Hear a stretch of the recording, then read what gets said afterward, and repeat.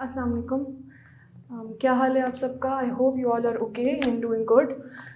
आज हम पढ़ेंगे chapter number 23 of your second year biology, that is chromosomes and DNA. Chromosomes and DNA, we have taken around 4 lectures on this chapter। और अब तक आपको इतना पता चल गया होगा कि क्रोमोसोम्स हैं क्या, जीन्स क्या है, हेरिडिटी क्या है, वेरिएशन क्या है।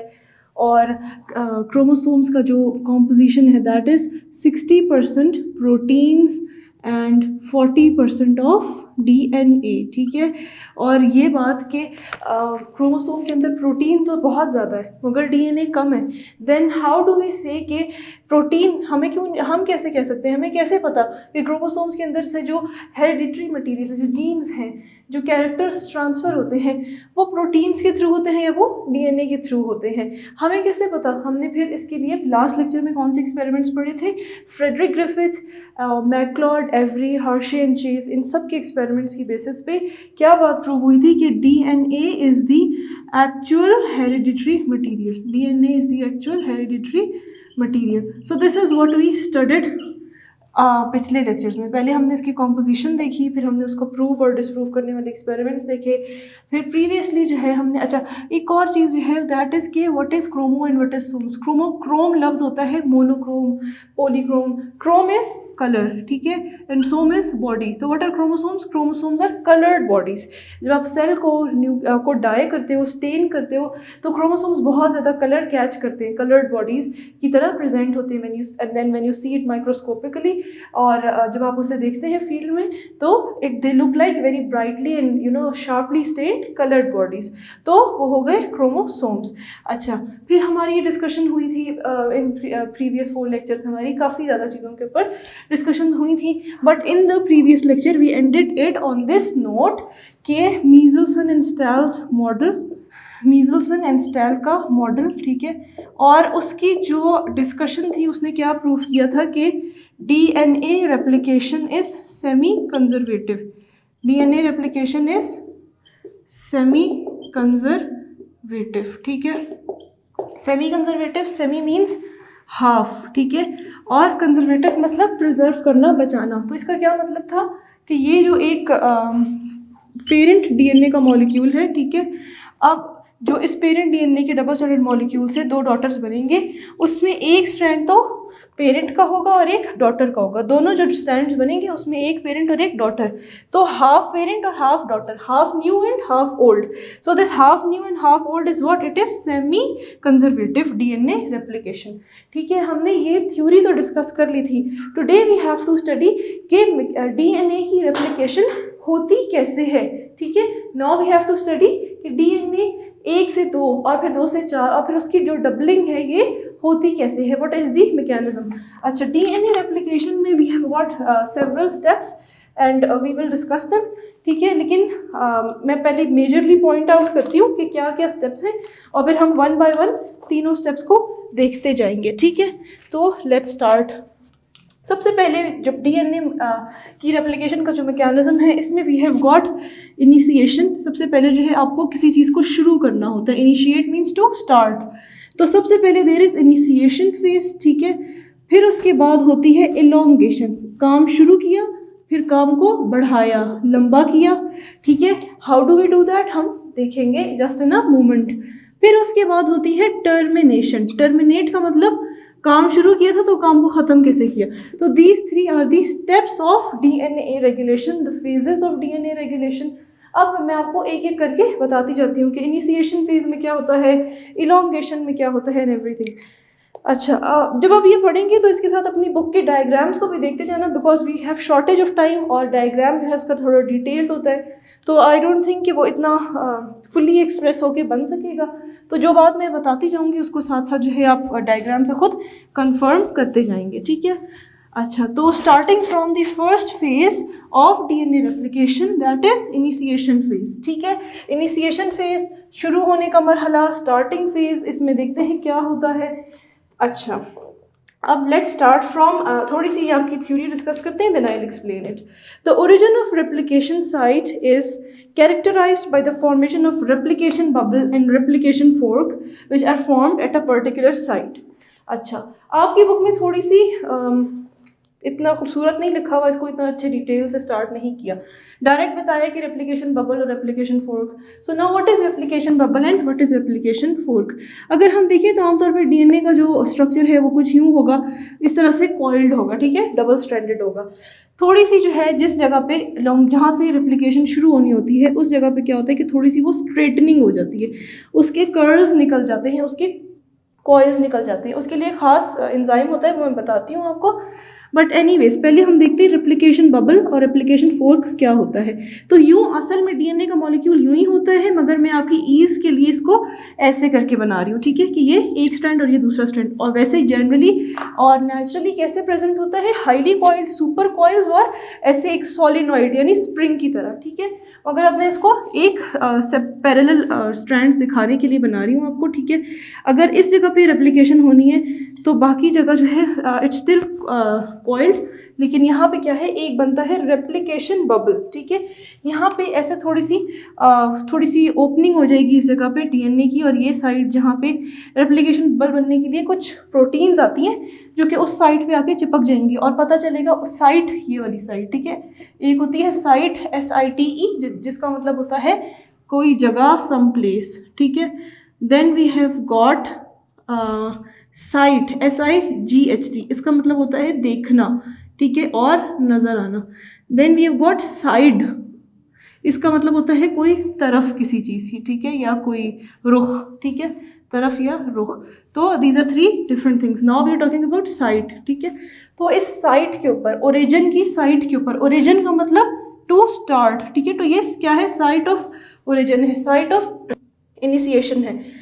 यहाँ पे कुछ प्रोटीन्स आके बाइंड होंगे डीएनए के उस हिस्से में जहाँ से जो है रेप्लिकेशन यानी कि डबल होना स्टार्ट होना होता है, और वहाँ पे क्या होगा कि आप एक रेप्लिकेशन बबल बन जाएगा, ठीक है। उस जगह को हम थोड़ी सी एक स्वेल्ड अप जगह होगी प्रोटीन्स की जमा होने से, उसको रेप्लिकेशन बबल कहेंगे। फिर उसके बाद जो है जब ये थोड़े से डीएनए के स्ट्रैंड सेपरेट होंगे, एक एंजाइम इनको सेपरेट करेगा जिसका नाम बताती हूँ, लेकिन अब जो डीएनए थोड़ा सा सेपरेट हो जाएगा यूँ करके, और पीछे से ये अभी कॉइल्ड ही है, ठीक है, आगे भी कुछ इस तरह ही होगा, ठीक है। लेकिन ये जो ऐसे एक यूं करके स्ट्रक्चर बना है, समथिंग लाइक दिस स्ट्रक्चर, इसे हम क्या कहेंगे, रेप्लिकेशन फोर्क। तो क्या बना, रेप्लिकेशन बबल, ओरिजिन हुई, प्रोटीन्स आके बाइंड हुए, साइट की ओरिजिन हुई कि किस जगह पे रेप्लिकेशन होगी, उस जगह पे फिर क्या बना, रेप्लिकेशन बबल, एंड देन थोड़ी सी सेपरेशन के बाद उस जगह पे बना रेप्लिकेशन फोर्क, ठीक है। तो ये आपकी बुक की 2 टर्म्स मैंने आपको समझा दी। अब हम देखते जाते हैं इसको साथ साथ। अच्छा, अब समझ आ गई बात। The origin of replication site इस कैरेक्टराइज, वो जगह जहाँ पे रेप्लिकेशन होनी होती है उसको हम किस तरह से कैरेक्टराइज, किस तरह से रिकग्नाइज, किस तरह से पहचानते हैं कि वहाँ पे रेप्लिकेशन बबल और फिर अल्टीमेटली रेप्लिकेशन फोर्क बन जाता है। It is a specific sequence of nucleotides along the length of DNA from where process of replication begins. जो ओरिजिन की साइट होती है, रेप्लिकेशन के ओरिजिन ऑफ रेप्लिकेशन या site of origin of replication, वो जगह जहाँ से रेप्लिकेशन ने स्टार्ट होना होता है, ठीक है। तो उस जगह को हम कहेंगे that is the site of initiation, site of origin, या फिर site of replication of site of origin of replication, ठीक है। अच्छा, तो अब हम क्या पढ़ रहे हैं, इनिशिएशन पढ़ रहे हैं ना, पहली शुरू होने की जगह। तो शुरू होने की जगह इस किस तरह कैरेक्टराइज होगी, रेप्लिकेशन बबल और रेप्लिकेशन फोर्क के बनने से। It is a specific sequence of nucleotides along the length of DNA from where process of replication begins. अब यहाँ पे क्या है, DNA, तो DNA में क्या होता है, न्यूक्लियोटाइड होते हैं ना। अच्छा, अब एक चीज़ आप लोगों को बेसिक DNA का स्ट्रक्चर जो आपने 9th-10th में पढ़ा होगा उसमें आपको पता होगा कि कुछ बेसिस होती है पायरामिडीन्स और कुछ होती हैं प्यूरीन्स, ठीक है।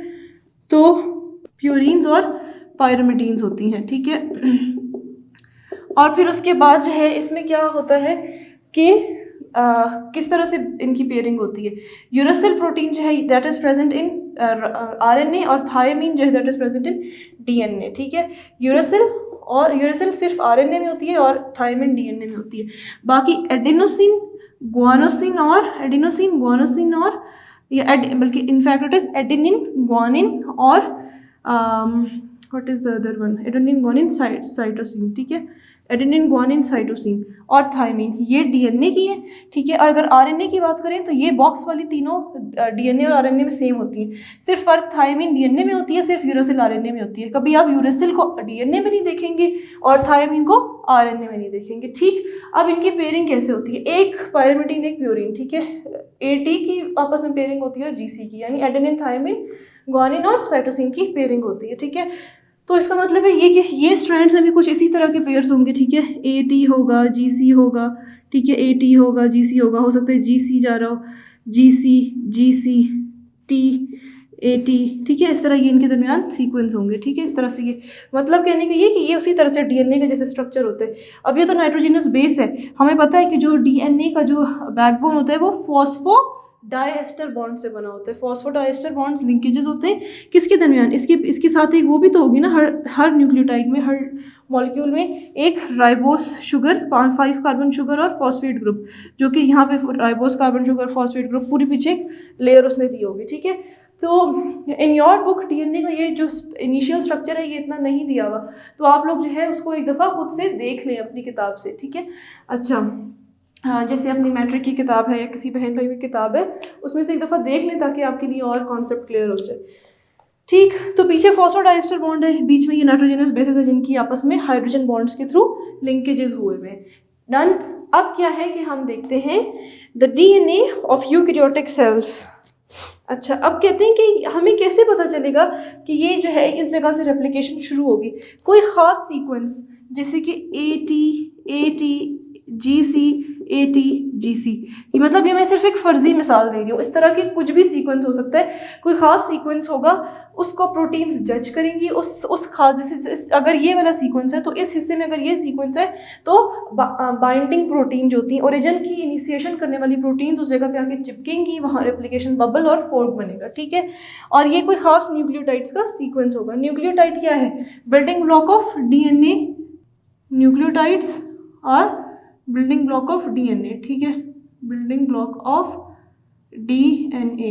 और एक न्यूक्लियोटाइड में क्या होता है, ये न्यूक्लियोटाइड है तो न्यूक्लियोटाइड के स्ट्रक्चर में क्या होता है, नाइट्रोजिनस बेस शुगर, कौन सी, 5 कार्बन शुगर राइबोस शुगर और फॉस्फेट ग्रुप, ये एक न्यूक्लियोटाइड में होता है, ठीक है। और बहुत सारे न्यूक्लियोटाइड्स मिलकर डीएनए बनाते हैं, जिस तरह बहुत सारे अमीनो एसिड्स मिलके प्रोटीन्स बनाते हैं, जिस तरह जो है फैटी एसिड्स मिलके लिपिड्स बनाते हैं, जिस तरह ग्लूकोज मिलके कार्बोहाइड्रेट्स बनाते हैं, उसी तरह न्यूक्लियोटाइड्स मिलके डीएनए बनाते हैं, ठीक। अच्छा, the DNA of eukaryotic cells possess more than one origin of replication sites, while prokaryotic DNA has normally one origin of site. अब ये जो है जिस तरह ये पूरा DNA का मॉलिक्यूल यूँ आगे जाएगा, ठीक है। अब यहाँ में कहीं एक और जगह पे भी रेप्लिकेशन स्टार्ट होगी, ठीक है, वहाँ भी रेप्लिकेशन बबल बना होगा और वहाँ भी रेप्लिकेशन हो रही होगी। तो multiple sites of replication eukaryotic cell में हो सकती है, जबकि जो प्रोकैरियोटिक सेल है उसमें सिर्फ एक वक्त में एक ही साइट होती है रेप्लिकेशन की, ठीक। अच्छा, replication bubble is formed when DNA gyrase, जिसका दूसरा नाम है topoisomerase, opens the turn of DNA duplex. अब मैंने आपसे कहा था कि एक एंजाइम है जो डीएनए का कर्ल स्ट्रक्चर है, डीएनए का स्प्रिंग वाला सोलेनॉइड जैसा स्ट्रक्चर है, वो उसकी कर्लिंग को खोल रहा है। तो उस एंजाइम का नाम क्या है, टोपोआइसोमरेज, टोपोआइसोमरेज, या फिर उसका दूसरा नाम हम उसे क्या कहेंगे, डीएनए गायरेज, टोपोआइसोमरेज या डीएनए गायरेज, ठीक है। अब इसके अंदर क्या है, इसका क्या सीक्वेंस होगा कि रेप्लिकेशन बबल इस जब फॉर्म हो जाता है, यानी कि जब ये बबल फॉर्म हो गया उसके बाद ये पहले तो मैंने आपकी ईज के लिए इस तरह से खोल के बनाई है स्ट्रैंड्स, होगा तो ये भी गोल गोली, तो इस गोल गोल को इस जो कर्ली स्ट्रक्चर है, इस coiled structure, super coiled structure को जो खोलने वाला, इसको यूँ सीधा करने वाला एंजाइम होगा, इनके कर्ल्स जो निकालेगा ना, इसके जो ये जो कर्ल्स थे, इस कर्ल्स को पॉजिटिव और नेगेटिव कर्ल्स को निकालेगा, इसको हम क्या कहेंगे, टोपोआइसोमरेज। तो टोपोआइसोमरेज का काम क्या है, अनवाइंडिंग ऑफ डीएनए, किसी चीज़ को घुमाने को, कर्ल करने को हम क्या कहते हैं, वाइंड करना, ठीक है, WIND, ठीक है। तो ये क्या करेगा, अनवाइंड करेगा, उसको टर्न्स को खोलेगा, तो ये unwinding of DNA super coils, ठीक है, डीएनए के कॉइल्स की अनवाइंडिंग। फिर next enzyme we have is अब क्या कहते हैं कि जैसे एक सीढ़ी होती है, कहीं भी आपने देखा होगा कुछ हॉस्पिटल्स में और कुछ बड़ी बड़ी जगहों में गोल गोल घूमने वाली सीढ़ियाँ होती हैं, और कुछ सीढ़ियाँ होती हैं जो कि स्ट्रेट जाती हैं, तो ये गोल गोल सीढ़ी को सीधी सीढ़ी में कन्वर्ट कर देगा टोपो आइसोमेरेज या डीएनए गायरेज, ठीक है। Then we have got another enzyme at the same time, DNA helicase, एक और एंजाइम है जिसका नाम है डीएनए हेलिकेज। वो क्या करेगा, वो जो डीएनए जो नाइट्रोजनस बेस पेयर्स हैं इनको आपस में इनके जो हाइड्रोजन बॉन्ड्स हैं उनको ब्रेक करेगा, ठीक है। जैसे ये ATGC के दरमियान जो बॉन्ड्स हैं ये ब्रेक करेगा, ये जो ये वाले बॉन्ड्स हैं ना, इनको एक जो एंजाइम जो कैंची की तरह आके काटेगा इन एंजाइम्स, इनकी जो बॉन्ड्स हैं, एक एंजाइम आएगा जो कि नाइट्रोजनस बेस पेयर्स के दरमियान हाइड्रोजन बॉन्ड्स हैं उनको कट करेगा कैंची की तरह। उस एंजाइम का नाम क्या है, उसका नाम है हेलिकेज, ठीक है, हेलिकेज। तो हेलिकेज क्या करेगा, ये जो एक सिजर की तरह एक्ट करेगा और बेस पेयर्स ऑफ डीएनए को कट करेगा।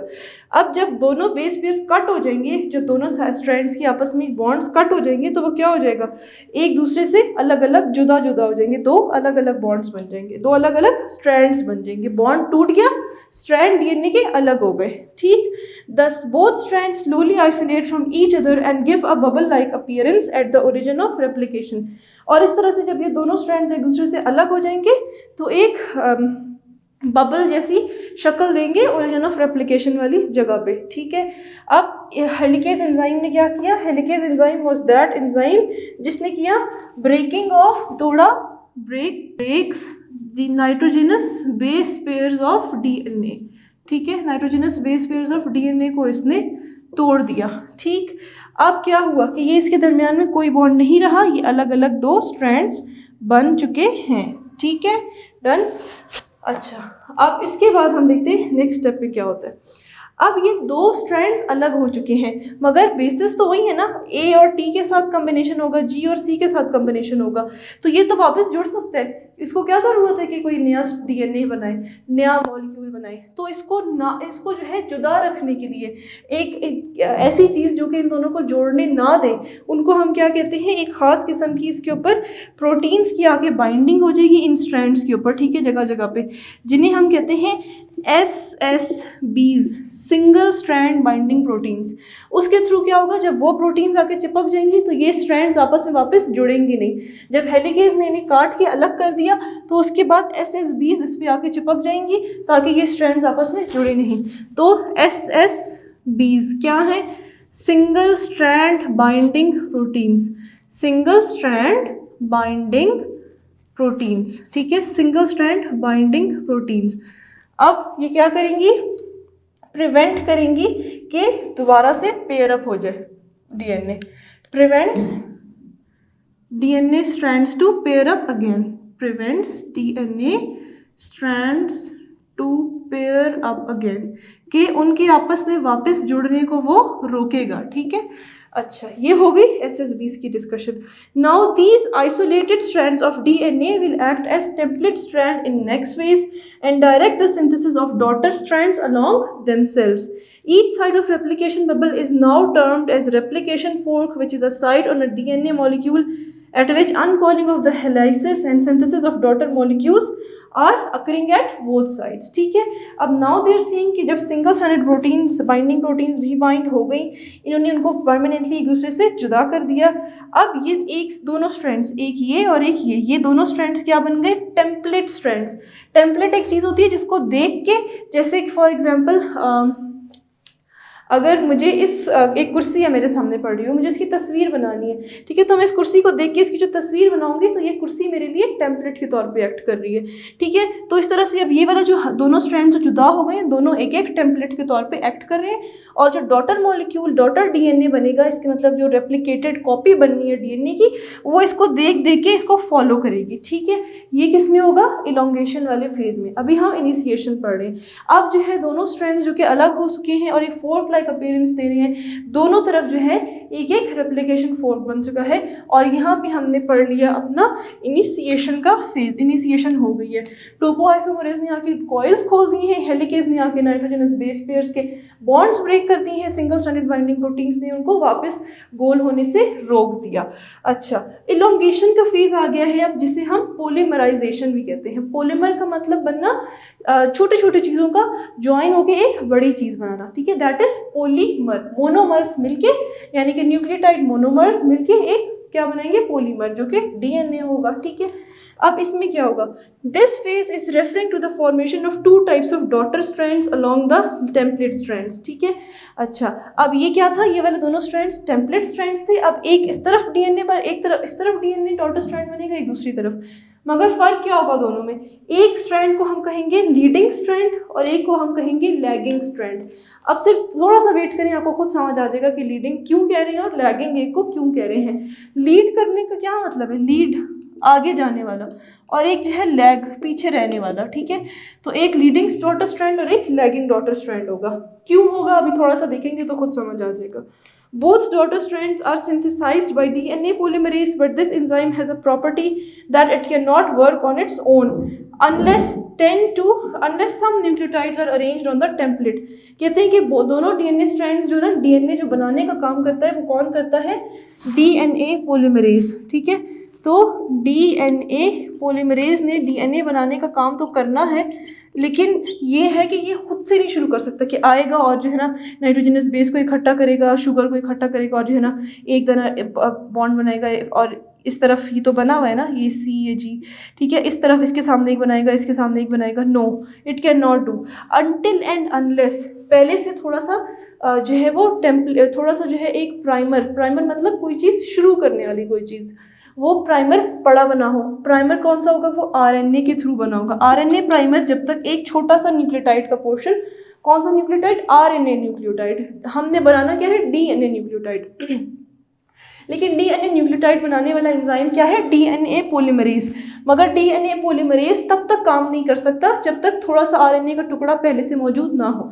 तो ये आरएनए का टुकड़ा जो है आएगा, कैसे आएगा देखते हैं, और ये उसके आगे जो है आके ज्वाइन होगा और फिर अपना इलोंगेशन शुरू कर देगा, ठीक है। तो डीएनए पॉलीमरेज का काम क्या है, ये इलोंगेशन करेगा टेम्पलेट की। अच्छा, therefore RNA primer, a short 10 से 20 strand of RNA acts as an initiation site for the activity of DNA polymerase. The enzyme primase helps in the synthesis of primer, ठीक है। तो एक एंजाइम हमें चाहिए जिसका नाम है प्राइमेज, ठीक है। प्राइमेज एंजाइम ने क्या बनाया, आरएनए प्राइमर आरएनए प्राइमर बनाया आरएनए प्राइमेज एंजाइम ने। अब जब आरएनए प्राइमर बन गया ना, यहाँ पे मतलब कि कितना 10 से 20 न्यूक्लियोटाइड्स, 10 से 20, 10 से 20 जो है आरएनए न्यूक्लियोटाइड्स उसके अंदर मौजूद होंगे, ठीक है। यहाँ पे एक छोटा सा आरएनए प्राइमर आके लग गया, ठीक है, ये 10 से 20 न्यूक्लियोटाइड्स का एक टुकड़ा लग गया। अब जो है डीएनए पॉलीमरेज एक्ट कर सकता है, और इसके आगे जो है यहाँ पे ये ए है तो ये जी ऐड करता जाएगा, सी है तो ये जी ऐड करेगा, और ए है तो टी ऐड करेगा, ठीक है, यानी थाइमीन, एडेनिन थाइमीन। हमने क्या देखा था, adenine binds with thymine, guanine with cytosine, तो वो वाला सीक्वेंस इधर फॉलो होता जाएगा, ठीक है। अच्छा, अब ये फॉलो होता जाएगा और बनता जाएगा, ये हम एक स्ट्रैंड की बात करें, ठीक है।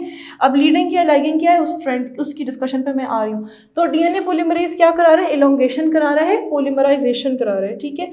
अब कौन सा डीएनए पॉलीमरेज है ये देखते हैं, क्योंकि हमारे पास डीएनए पॉलीमरेज 1, 2 और 3 होता है, 3 होते हैं। तो ये हम थोड़ी देर में जब सारे देखेंगे तो मैं आपको बताऊंगी।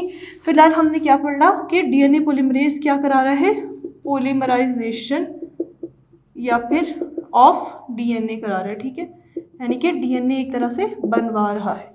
अच्छा, अब उसके बाद हम अगली चीज़ देखते हैं। आरएनए प्राइमर आके लग गया, प्राइमेज के थ्रू डीएनए प्राइमर ने अपना थोड़ा डीएनए पॉलीमरेज ने अपना काम शुरू कर दिया। डीएनए, अब मैंने आपको एक स्ट्रैंड की बात बताई है ना, दूसरे की नहीं बताई, मैं बताती हूँ आपको क्यों। DNA polymerase 3 is a dimer, यानी कि वो एंजाइम जो कि 2 यूनिट से बना है, and each unit further consist of several sub unit. It adds nucleotide at 3 OH group, that is carbon number 3 of deoxyribose. Thus the direction of replication becomes 5' to 3' end. One subunit of DNA polymerase 3 also helps in proofreading, that is removes the mismatched nucleotides. ठीक है, अब ये आपको DNA polymerase की functioning बता रहे हैं. ठीक है, अब DNA polymerase क्या है? It follows 3' to 5'. 3' to 5' को फॉलो करता है, मगर itself क्या होता है? 5' to 3' ये होता है. ठीक है, अब इस बात का मकसद क्या है मैं आपको बताती हूँ. जो हमारा डीएनए का मॉलिक्यूल होता है उसमें जो है एक हमारे पास 5 कार्बन शुगर होती है, 1 2 3 4 5, और यहाँ पे ऑक्सीजन मॉलिक्यूल होता है. तो ये जो इसका 5' एंड होता है, अब जाहिर सी बात है हमने क्या पढ़ा था डीएनए के, जो जब आपको मैंने इसीलिए कहा आपने डीएनए का स्ट्रक्चर एक दफ़ा खुद से पढ़ना है, क्योंकि ये रेप्लिकेशन का टॉपिक इतना बड़ा है कि मैं इसमें आपको डीएनए का स्ट्रक्चर नहीं पढ़ा सकती. फिर भी जितना हो रहा है मैं आपको साथ साथ बताती जा रही हूँ. अच्छा, तो ये जो डीएनए का मॉलिक्यूल जिसमें 5 कार्बन की एक शुगर होती है और दोनों साइड से ये उल्टा होता है. अगर एक साइड पे शुगर इस तरह है तो दूसरे वाले स्ट्रैंड में, यानी एक स्ट्रैंड में अगर शुगर इस तरह है तो दूसरे स्ट्रैंड में ये ऑपोजिट होगी, यानी कि ये 5' वाला एंड नीचे होगा और ऊपर की ये 3' है, ये 5' है. ठीक है, अब ये 5' है, ये 3' है. ठीक है, और इसमें क्या है, इसमें 5' नीचे और 3' साइड ऊपर है, तो 3' और 5' में ये चीज़ होती है. अब क्या है, ये 3' एंड है और एक का 5' एंड नीचे, एक का 3'. अब इस तरफ आपके पास क्या होगा, एक का 5' एंड होगा और एक का 3' एंड होगा. अब जो डायरेक्शन है वो क्या है, किस तरह से फॉलो होती है कि जो डीएनए प्राइमर है इसके अंदर क्या एबिलिटी होती है कि ये किस साइड से फॉलो करता है, किस साइड से शुरू करता है.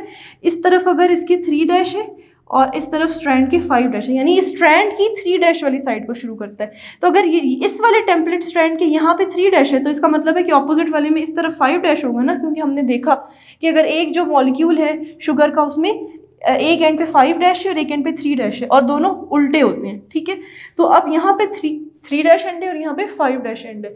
और खुद जो ये एडिशन करता है वो किस तरह से करता है, खुद एडिशन, ये मतलब जब ये एडिशन इस तरह से फॉलो करता है टेम्पलेट स्ट्रैंड को, जो डीएनए पॉलीमरेज फॉलो कर रहा है, टेम्पलेट जो होगा वो इसको टेम्पलेट को फॉलो करेगा 3' to 5', लेकिन खुद ये क्या बन रहा है, खुद जो है इसका 5' to 3' एंड प्रोडक्शन होगी. अब यहाँ पे इसका जो ऑपोजिट साइड है, जो डॉटर डीएनए बन रहा है, ये किस तरह से बनेगा, 5' to 3' इजीली बन रहा है. लेकिन दूसरी साइड का क्या हाल है, दूसरी साइड पे तो 5' एंड इस तरफ है, इसका मतलब है कि इसका 3' एंड यहाँ है, जहाँ तक हेलिकेज ने खोला है इसको, बेस पेयर्स को डीएनए के. तो अब यहाँ तक जो है ये खुला हुआ है. अब क्या होगा, डीएनए की बनने की डायरेक्शन क्या होगी कि उस तरफ से ये बनेगा, यहाँ पे आके इसके 3' एंड पे प्राइमर लगेगा और उस तरफ से जो है अब डीएनए बनता हुआ इस तरफ को आ रहा है. ठीक है, उस तरफ से डीएनए बनता हुआ इस तरफ को आ रहा है, जबकि ये यहाँ से सीधा सीधा जा रहा है. ठीक है, फिर अब जो है क्या होगा, फर्दर आके इसको खोलेगा हेलिकेज, जब और हमने रेप्लिकेशन करनी है, जब हेलिकेज इसको फर्दर खोलेगा, पीछे ये गोल गोल है, तो ये वाली साइड तो कंटिन्यू हो जाएगी इसी तरह से, मगर इस साइड का तो प्राइमर यहाँ था, तो ये कंटिन्यू कैसे होगा, फिर यहाँ पे एक और प्राइमर आके लगेगा. ठीक है, और डीएनए पॉलीमरेज इस साइड से यूं करना शुरू करेगा, फिर ये और खुलेगा पीछे की तरफ, और ये वाला स्टैंड तो यूं सीधा सीधा बनता जाएगा, मगर इसमें यहाँ पे वापस पीछे प्राइमर आके लगेगा और ये एक टुकड़ा बन जाएगा. ठीक है, तो इसमें सिर्फ इस स्ट्रैंड को, जो कि सीधा सीधा खुद अपनी मर्जी से इजीली, वो वाला डॉटर स्ट्रैंड जो कि आराम से ग्रो कर रहा है, उसको हम क्या कहेंगे, लीडिंग स्ट्रैंड. और वो जो टुकड़ों टुकड़ों में ग्रो कर रहा है उसे हम क्या कहेंगे, लैगिंग स्ट्रैंड. और हर एक टुकड़ा, यानी से हर डीएनए का जो एक टुकड़ा जो बन रहा है, उस हर एक टुकड़े को हम क्या कहेंगे, ओकाज़ाकी फ्रेगमेंट या फिर ओकाज़ाकी पीसेस, ओकाज़ाकी फ्रेगमेंट या ओकाज़ाकी पीस में ये बन रहा है. ठीक है, तो ये लैगिंग स्ट्रैंड हो गया और ये लीडिंग स्ट्रैंड हो गया, और जो पेरेंट के जो दोनों स्ट्रैंड्स थे वो टेम्पलेट्स थे. ठीक है, जिसको ये डॉटर फॉलो कर रहा है. अब समझ आ गई बात आपको. नाउ द 2 सब units of DNA polymerase 3 are interlinked by a small polypeptide first. ये हमने सारी बातें डिस्कस कर ली, ओकाज़ाकी स्ट्रैंड्स क्या हैं. ठीक है, यहाँ तक डीएनए पॉलीमरेज, यहाँ पे प्राइमर लगा था क्योंकि 3' एंड यहाँ था, और 3' एंड को हमने फॉलो करना होता है. ठीक है, जब 3' एंड इधर था तो यहाँ से यहाँ पे प्राइमर आके लगा 3' एंड पे, और डीएनए पॉलीमरेज ने उसको आगे फिर बढ़ाना है, प्राइमर 10 से 20 न्यूक्लियोटाइड का एक सीक्वेंस होता है। उसके आगे फिर डीएनए पॉलीमरेज बढ़ाएगा। अब यहाँ पे तो ख़त्म हो गया डीएनए, अब वापस जब हेलिकेज आएगा और पीछे से और तोड़ेगा तो प्राइमर पीछे लगेगा और जो है वो डीएनए पॉलीमरेज जंप करके इधर आएगा और फिर से बनाएगा।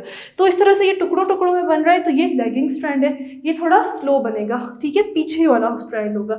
जबकि वो एक कॉन्टिन्यूटी में सीधा सीधा बन रहा है तो वो लीडिंग स्ट्रैंड, और जो एक एक टुकड़ा है लैगिंग स्ट्रैंड का वो ओकाज़ाकी फ्रेगमेंट कहलाएगा। अच्छा, अब ये हमने बात कर ली इलोंगेशन की। तो इलोंगेशन इस तरह से हो रही थी, डीएनए पॉलीमरेज के थ्रू प्राइमर आता था, वो प्राइमेज एंजाइम प्राइमर बना देता था, और फिर डीएनए पॉलीमरेज के थ्रू रेप्लिकेशन इलोंगेशन होती जा रही थी, या जिसे आप कहें कि पॉलीमराइजेशन होती जा रही थी, ठीक है। अब अगली चीज़ टर्मिनेशन का phase. Termination is characterized by the replacement of primers by DNA nucleotides and joining of Okazaki fragments in lagging strand to form a continuous strand। कहते हैं कि टर्मिनेशन में क्या होता है कि ये वाले जो ओकाज़ाकी फ्रेगमेंट्स होते हैं इनके दरमियान में जगह जगह आप देख रहे हैं ना, एक प्राइमर दूसरा आरएनए प्राइमर रखा हुआ है। डीएनए में कहीं आरएनए होता है क्या? डीएनए के अंदर आरएनए नहीं होता। डीएनए में हमें सिर्फ डीएनए चाहिए, तो हमें ये आरएनए के टुकड़े निकालने हैं, ठीक है। अब इसमें से एक टुकड़ा है जो लीडिंग स्ट्रैंड है उसमें तो एक टुकड़ा है, मगर लैगिंग स्ट्रैंड में तो हर ओकाज़ाकी फ्रेगमेंट के बीच में एक एक टुकड़ा होगा आरएनए का, ठीक है। तो उस आरएनए के टुकड़े को हम निकालेंगे, और ये कौन करता है? डीएनए पॉलीमरेज 1 ये काम करता है। The replacement of primers of DNA nucleotides is carried out by DNA polymerase 1, ठीक है। तो ये क्या करेगा कि इसकी थोड़ी थोड़ी सी पॉलीमरेज एक्टिविटी तो है, उसके अलावा इसकी कौन सी एक्टिविटी है? इसकी एक्सोन्यूक्लिएज, यानी कि प्राइमर को निकालने वाली एक्सोन्यूक्लिएज इसका एक्शन होगा। एक्सोन्यूक्लिएज यानी कि वो एंजाइम जो कि न्यूक्लिक एसिड, एक्सो मतलब एग्जिट, निकाले बाहर करे, किसको? न्यूक्लियस, यानी किसी न्यूक्लिक एसिड को। कौन से न्यूक्लिक एसिड को कर रहा है? आरएनए। आरएनए के छोटे छोटे पीसेस को बाहर निकाल रहा है। तो एक्सोन्यूक्लियस एक्टिविटी है किसकी? डीएनए पॉलीमरेज 1 की। तो ये जो हमने पढ़ा था, जो पॉलीमराइजेशन करा रहा था, वो कौन सा था? डीएनए पॉलीमरेज 3, ठीक है। ये एक ही एंजाइम के सब यूनिट्स के लिए एक तरह से हैं, ठीक है। तो अब डीएनए पॉलीमरेज 1 का काम आएगा, जो कि क्या करेगा? एक्साइजेशन, ठीक है। डीएनए पॉलीमरेज 1 एक्साइजेशन या रिमूवल करेगा किसका? आरएनए प्राइमर्स का, ठीक है। तो अब इसने क्या कर लिया? इसने आरएनए प्राइमर्स को रिमूव किया। अब आरएनए प्राइमर्स रिमूवल करेगा, आरएनए प्राइमर्स का रिमूवल करेगा।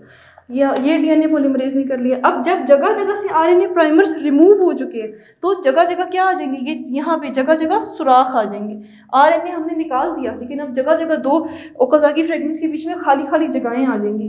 तो उन खाली जगहों को भरने के लिए कौन आएगा? ठीक है, इन खाली जगहों को भरने के लिए पॉलीमरेज 1 ही पहले इसको रिमूव करेगा आरएनए प्राइमर को, ठीक है।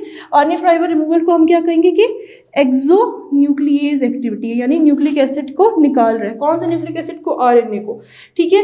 Then it is attached to the 3' end of the Okazaki fragments where it adds DNA nucleotide so that it can extend, while on the other hand it cleaves nucleotide from 5' end of the primer, ठीक है। अब इसने cleavage कराना, किसी चीज़ को तोड़ना, तो इसने आरएनए प्राइमर्स को निकाला और बाकी जो है वो फिलिंग की ऑफ गैप्स, ठीक है। फिलिंग ऑफ गैप्स से क्या मतलब है? आपको समझ आना चाहिए कि 2 ओकाज़ाकी फ्रेगमेंट्स के बीच में जो गैप था इसने उसकी फिलिंग कर दी, ठीक है। It cleaves nucleotides from 5' end of primer and at 3' ends it causes extensions, ठीक है। फिलिंग ऑफ गैप्स या फिर एक्सटेंशन बिटवीन ओकाज़ाकी फ्रेगमेंट्स, ठीक है, बिटवीन फ्रेगमेंट्स ये एक्सटेंशन करा देगा। ये काम इसने कर दिया। अब जब इसने सिर्फ उसको एक्सटेंड कराया, अब भी छोटे छोटे सुराख, छोटे छोटे क्या रह जाएंगे? निक्स, छोटे छोटे निक्स को कहते हैं कट्स रह जाएंगे। उन कट्स को फिल करने के लिए एक एंजाइम आएगा जिसे हम कहेंगे ग्लू, ठीक है। ग्लू जैसा एंजाइम, जोड़ने वाला, वो एंजाइम है डीएनए लाइगेज, ठीक है।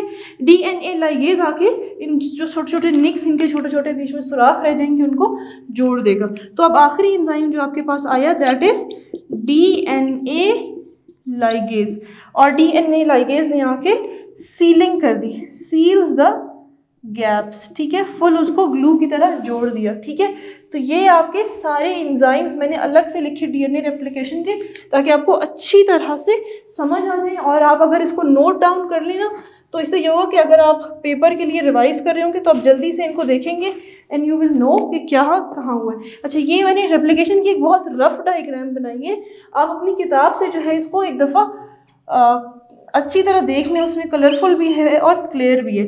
बात है कि आपको कंसेप्ट समझ आ जाए, ठीक है। तो यहाँ पे क्या हुआ, टर्मिनेशन हो गई, पहले इनिशिएशन हुई, फिर हमने इलोंगेशन डिस्कस की, और टर्मिनेशन किस तरह से हुई कि आरएनए प्राइमर्स निकल गए, बीच के गैप्स फिल हो गए, डीएनए लाइगेज ने आके उसको ग्लू की तरह जोड़ दिया, ठीक है। तो यहाँ पे आपकी डीएनए रेप्लिकेशन की डिस्कशन एंड होती है। अब आगे जो है आपका है सेंट्रल डोग्मा ऑफ लाइफ, जो अगले लेक्चर का डिस्कशन है। लेकिन थोड़ा सा मैं यहाँ पे आपको ये बता दूँ कि सेंट्रल डोग्मा ऑफ लाइफ क्या है। सेंट्रल डोग्मा ऑफ लाइफ ये है कि सारे ऑर्गेनिजम्स के अंदर एक बेसिक मैकेनिज्म होता है जो कि रीड करता है जीन्स को, यानी डीएनए को रीड करता है, उसे हम रीडिंग मैकेनिज्म डीएनए की, उसको हम कहते हैं सेंट्रल डोग्मा, यानी कि सेंट्रल डोग्मा ऑफ बायोलॉजी। इसके बगैर जिंदगी नहीं चल सकती। जीन एक्सप्रेशन, क्योंकि जीन्स एक्सप्रेस होंगी, जीन के अंदर जो नॉलेज है डीएनए के अंदर, उसको देख के प्रोटीन्स बनेंगी, और वो प्रोटीन्स जाके हर काम करेंगी। वो प्रोटीन हार्मोन्स हो सकती हैं, वो प्रोटीन एंजाइम्स हो सकती हैं, वो प्रोटीन सेल का स्ट्रक्चर हो सकती हैं, क्योंकि सेल मेम्ब्रेन में क्या है, मेम्ब्रेन में कितनी ज़्यादा प्रोटीन का पोर्शन होता है, सेल के जो साइटोस्केलेटन है वो प्रोटीन से बना होता है, ठीक है। तो ये सेंट्रल डोग्मा ऑफ लाइफ है। इसमें क्या है कि जो जीन्स हैं वो किसके अंदर होती हैं, डीएनए के अंदर, ठीक है। ये आपका डीएनए है, इसकी रेप्लिकेशन होती है, ठीक है। ये योर डीएनए, देन इस डीएनए की यहाँ पे रेप्लिकेशन हुई। अब इस डीएनए की क्या बनेंगी, कॉपीज़। ये जो कॉपीज़ बन गई, हमने रेप्लिकेशन का प्रोसेस अभी पढ़ लिया है, ठीक है। अब इस डीएनए की ट्रांसक्रिप्शन होगी, यानी इसका एक ट्रांसक्रिप्ट बनेगा। ट्रांसक्रिप्ट क्या होता है, कुछ लिखा हुआ, कोई लिखाई बनेगी इसकी कि ये है, इसको पढ़ा जाएगा। इसको जब पढ़ा जाएगा तो वो क्या होगा, बल्कि इसकी लिखाई अभी जो हो रही है, तो इसमें ये डीएनए क्या था, डबल स्ट्रैंडेड, ठीक है। अब इसमें एक सिंगल स्ट्रैंडेड इसका ट्रांसक्रिप्ट बनेगा। इस प्रोसेस को हम क्या कहेंगे, ट्रांसक्रिप्शन। ट्रांसक्रिप्शन में क्या होता है, डीएनए डबल स्ट्रैंडेड से सिंगल स्ट्रैंडेड आरएनए बनना, ठीक है, ठीक है। अब जो ये आरएनए बन जाएगा, ये सेल से बाहर, न्यूक्लियस से बाहर जाएगा साइटोप्लाज्म में, और वहाँ पे जाके क्या बनाएगा, प्रोटीन बनाएगा, ठीक है। तो इस प्रोटीन के बनने को हम क्या कहेंगे, इस प्रोसेस को हम कहेंगे ट्रांसलेशन, ठीक है। रेप्लिकेशन, ट्रांसक्रिप्शन, ट्रांसलेशन, ये 3 स्टेप्स होंगे। डीएनए से आरएनए बना, डीएनए की रेप्लिकेशन हुई, फिर डीएनए से आरएनए बना, और आरएनए से प्रोटीन बना, ठीक है। तो this is the central dogma of life. अब अगले लेक्चर में हम पहले शुरू करेंगे जीन्स।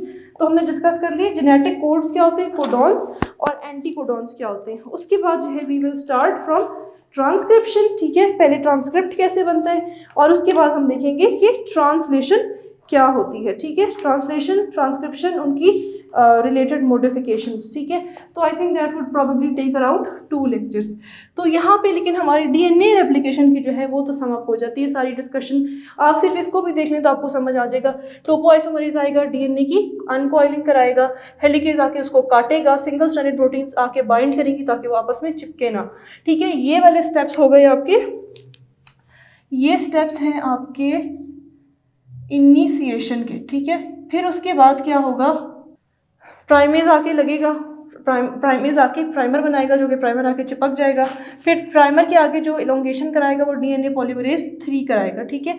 तो ये आपके स्टेप्स हो गए इलोंगेशन के, ठीक है, जो कि स्टेप नंबर 2 है। फिर उसके बाद तीसरा स्टेप क्या होगा कि उसको आपने फाइनली टर्मिनेट करना है, रोकना है, ख़त्म करना है। तो उसमें प्राइमर्स की एक्साइजन हो जाएगी, वो निकल जाएंगे, और ग्लू आके उसको जगह को सील कर देगी। तो ये आपके टर्मिनेशन के स्टेप्स हैं, ठीक है। अच्छा, बाकी हमने वो देख लिया कि किस तरह से जो है डायरेक्शन किस तरह से फॉलो होती है। डायरेक्शन क्या फॉलो होती थी, the sense strand or the coding strand, that is 3' to 5', while the other strand is called antisense non-coding या template strand, जो कि खुद होता है 5' to 3', ठीक है। अच्छा, अब इस तरह से हमने डिस्कशन देख ली सारी। अब इसके बाद जो है हम क्या करेंगे, ये आपकी किताब में बात लिखी हुई है कि वो स्ट्रैंड खुद होता है 5' to 3', और जो फॉलो कर रहे होते हैं, जो एडिशन होती है वो 3' एंड से शुरू होती है, ठीक है। तो आई थिंक अगर मैंने यहाँ पे ऑपोजिट भी लिख दिया है तो क्योंकि मिट गया है, मुझे क्लियर नहीं कि मैंने लिखा गया था। आप सिर्फ अपनी किताब से देख लें कि डायग्राम में आपकी क्या है, आपको समझ आ जाएगा। आपने देखना है कि जो खुल रहा है स्ट्रैंड, उसका उसके कौन सा मार्क है, 3 डैश है या 5 डैश है, और जो डॉटर स्ट्रैंड है उसके ऊपर कौन सा मार्क है। Anyways the concept is this, ठीक है। तो ये आपके हैं क्या, एंजाइम्स ऑफ डीएनए रेप्लिकेशन, ठीक है। बाकी डीएनए रेप्लिकेशन बहुत इंपॉर्टेंट है, पेपर में अक्सर आ जाता है। यहाँ पे आपकी इसकी डिस्कशन खत्म हुई। नेक्स्ट ट्रांसक्रिप्शन और ट्रांसलेशन, जो कि आपके सेंट्रल डोगमा ऑफ लाइफ है, ठीक है। आई होप आपको ये लेक्चर समझ आया होगा। Please do read it, look at your diagram और डायरेक्शन ऑफ रेप्लिकेशन देखें, 3 डैश टू 5 डैश है या उसे एक दफ़ा कंफर्म करें और डायग्राम के साथ उसको मैच करें अपनी थ्योरी को जो आपने पढ़ी है और लेक्चर की भी। अपना ख्याल रखिएगा। आई होप कि आपको कोई इसमें क्वेरी नहीं होगी। अपनी क्वेरी सॉर्ट आउट करने की कोशिश कीजिएगा। इंशाल्लाह नेक्स्ट लेक्चर में मुलाकात होगी। तब तक के लिए अल्लाह हाफिज़।